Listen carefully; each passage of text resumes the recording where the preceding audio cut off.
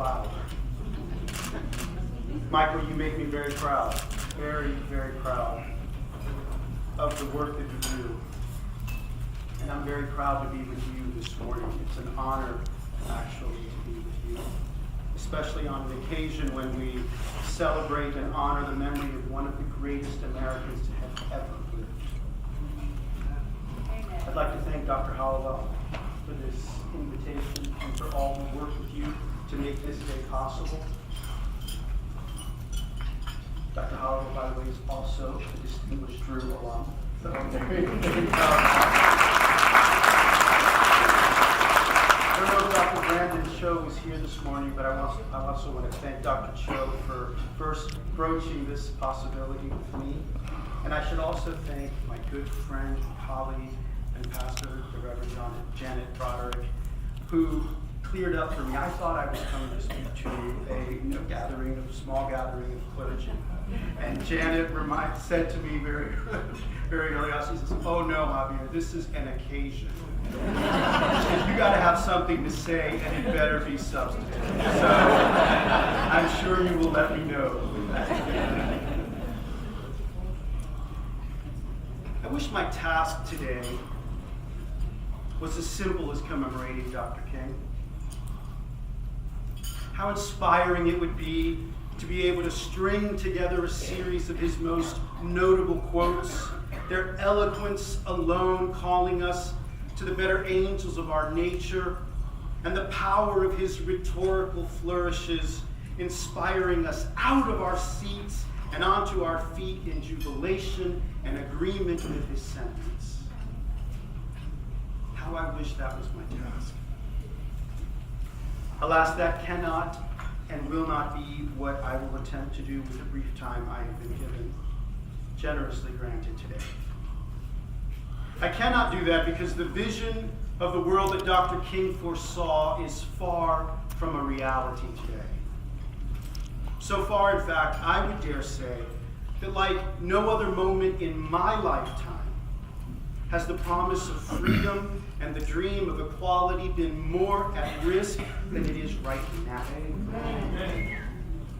Yale historian Timothy Snyder, in his book Black Earth, The Holocaust as History and Warning, argues that we have not yet fully learned the grave lessons of the 20th century, fearing, he argues, that the Holocaust is actually precedent for what may come, rather than being the singularly dastardly event of our past. And he's not alone in warning us in this way. Rather, a growing list of scholars are writing about the fatiguing of the American psyche and the normalization of what we would have previously identified as fascist ideologies and actions. This combination of fatigue and normalcy, some predict, will dull us into missing what may come, which is actually part of an old playbook of totalitarian regimes. In the United States of 2019, I contend, fatiguing and normalization are true threats to our well-being and to our future thriving. Think of how ubiquitous the term compassion fatigue has become, maintaining that the average person is simply overwhelmed, exhausted, and eventually inure to how many challenges we face. We can't help everyone. We can't stop everything, the argument goes. And so we just retreat into our safe personal spaces, numb to the outsized challenges of our day. Someone else will take care of that. Or someone else will challenge that. Or stand up for that. Or speak out against that. But I can't do it all. I have compassion fatigue. I have limits. And self-care is as important as anything else.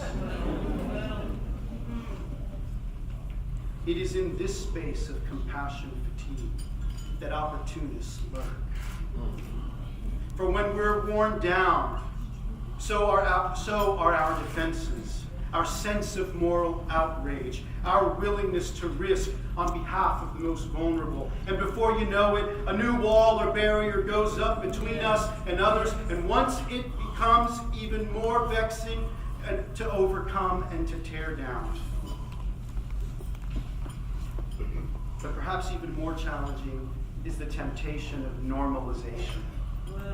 That practice used throughout human history to conquer ideological, political, and moral space by transforming what was once intolerable into something tolerable. Now this, of course, can work in several ways. It doesn't take much imagination to see how normalization has worked for good, has worked in positive ways to overcome previous barriers on race, on sexual identity, gender, and national origins. Yet the recent history of modern Europe suggests that this too can work to nefarious ends. And many argue that it's beginning to take place here. The method works like this. Overwhelm the intellectual and political marketplace with ideas that at the time seem outlandish and dangerous, and argue vociferously for them as normal, as having a respectable intellectual or moral legacy. With persistence over time, the public ceases to hear these ideas as outrageous and dangerous, and perhaps they even have some small success. The point, however, is to move the conversation increasingly in the direction of those once reprehensible ideas, so that when they have made their way into the mainstream discourse, negotiation and compromise take place on terms and on conditions that previously could not have been imagined.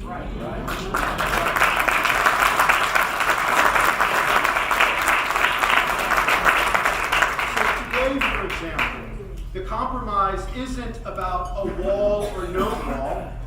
Much of the wall has already been built, right? Rather, the negotiation and compromise is on how much more of the wall are we willing to tolerate. This is what happens when the powerful